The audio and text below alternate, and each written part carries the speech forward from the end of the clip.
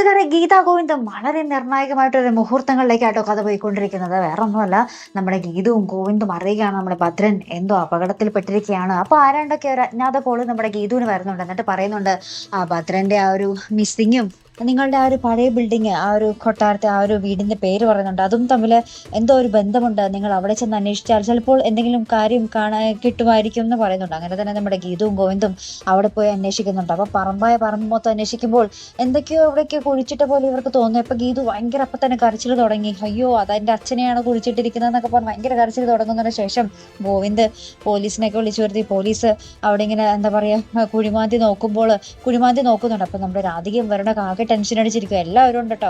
അപ്പൊ ഇവരൊക്കെ ആകെ ഇങ്ങനെ തീർന്ന് നിൽക്കുക. ദൈവമേ, ഇത് പെട്ടല്ലോ, പോലീസ് പിടിച്ചല്ലോ എന്നൊക്കെ വിചാരിച്ച് നിൽക്കുക. അപ്പോഴാണ് നമ്മുടെ കുഴിമാന്തി നോക്കുമ്പോൾ വേറെ എന്തൊക്കെയോ ആയിരിക്കും. പക്ഷെ അത് നമുക്ക് കാണുവാൻ സാധിക്കുന്നില്ല. നമ്മുടെ ഗീതുവിന്റെയും ഗോവിന്ദിന്റെ എക്സ്പ്രഷനിലൂടെ നമുക്ക് മനസ്സിലാക്കാം നമ്മുടെ രാധികയും നമ്മൾ വിചാരിച്ച പോലെ അല്ലല്ലോ. ഇതെന്താണിത് എന്നുള്ളൊരു രീതിയിലുള്ള ഒരു മുഖഭാവമാണ് കേട്ടോ എല്ലാവരുടെയും ഉണ്ടായിരുന്നത്. അപ്പൊ നമ്മുടെ ഗീതു ഭദ്രന്റെ ബോഡി അല്ല അത്.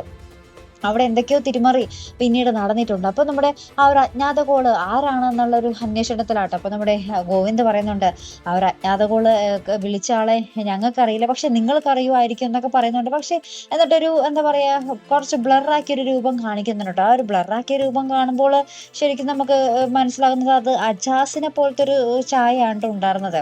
ഇനി യഥാർത്ഥത്തിൽ വില്ലൻ ആരാണ്, ഈ കഥ എങ്ങോട്ടാണ് പോകുന്നത് എന്നൊക്കെ നമുക്ക് കണ്ടു തന്നെ അറിയണം. ഭദ്രന്റെ ബോഡിക്ക് പകരം അവിടെ എന്താണ്, ഭദ്രന്റെ ബോഡി ആര് മറവ് ചെയ്തു എന്നൊക്കെ ഇനി വരാൻ കഥ ഇനി ബാക്കി ഇങ്ങനെ കാണാൻ കിടക്കുന്നതേ ഉള്ളൂ കേട്ടോ.